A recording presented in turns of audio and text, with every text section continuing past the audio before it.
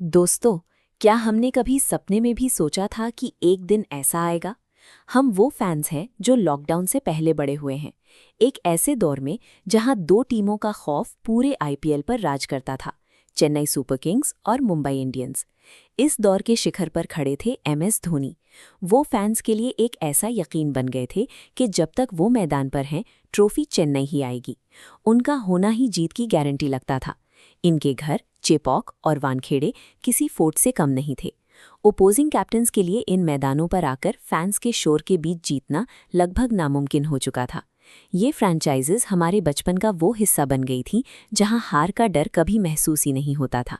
हमने इनके दबदबे को आईपीएल की सच्चाई मान लिया था। लेकिन आज की हकीकत ने उस पूरे यकीन को हिलाकर रख दिया है।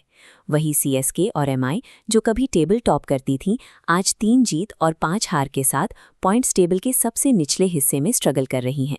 ये चार्ट इस साल की स्टैंडिंग्स दिखाता है।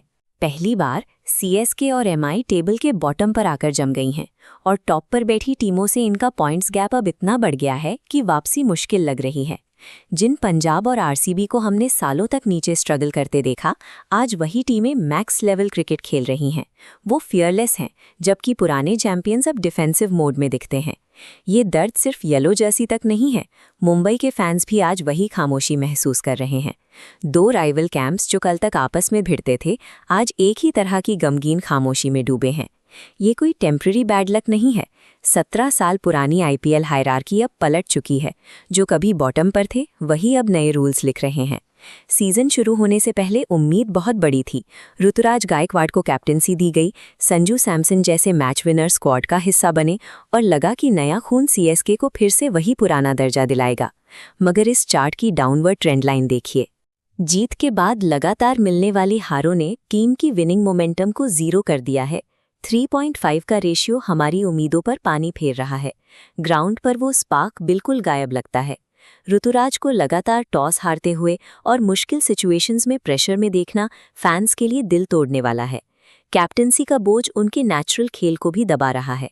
टॉस हारना शायद लक हो सकता है, पर हारी हुई कंडीशन में टीम का मोराल वापस लाना लीडरशिप का काम है, और वही चीज़ ग्राउंड पर मिसिंग दिख रही है।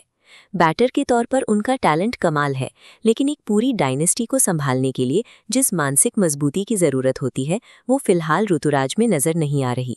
पर सवाल सिर्फ ग्राउंड पर नहीं, मैनेजमेंट पर भी उठने चाहिए। इस साल ऐसी स्ट्रैटेजीज अपनाई गई हैं जो समझ से परे लगती हैं। मैनेजमेंट ने इस साल फिटनेस हिस्ट्री पर ध्यान दिए बिना उन प्लेयर्स पर बड़ा दांव खेला जो पहले ही रिहैब में थे। जब मेन प्लेयर्स इंजर्ड होकर बाहर हुए, तो टीम के पास उनका कोई ठोस बैकअप प्लान मौजूद नहीं था। फैन के तौर पर ये टॉर्चर जैसा है।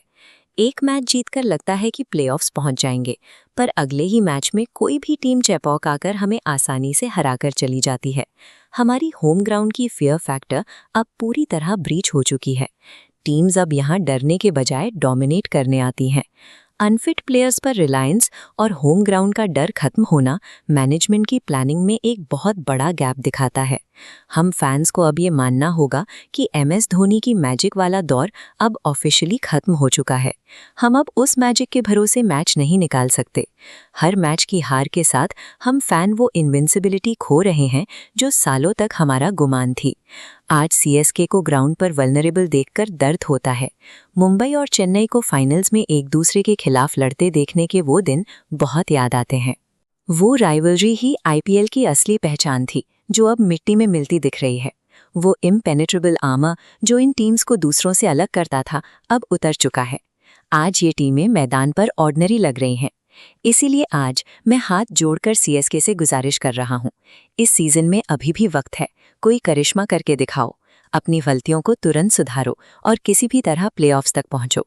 हम फैंस को ट्रॉफी से ज्यादा तुम्हारी लड़ने वाली स्पिरिट की फिक्र है। मैं तुम्हारे आगे हाथ जोड़ता हूँ। अपनी 17 साल की लेगेसी को इस तरह एक हार के साथ खत्म मत होने दो। वापस आ जाओ सीएसके। दोस्तों, अगर आप भी इसी दर्द से गुजर रहे हैं तो कमेंट्स में अपनी बात रखिए। Subscribe to AI cricketer. मिलते हैं अगली वीडियो में।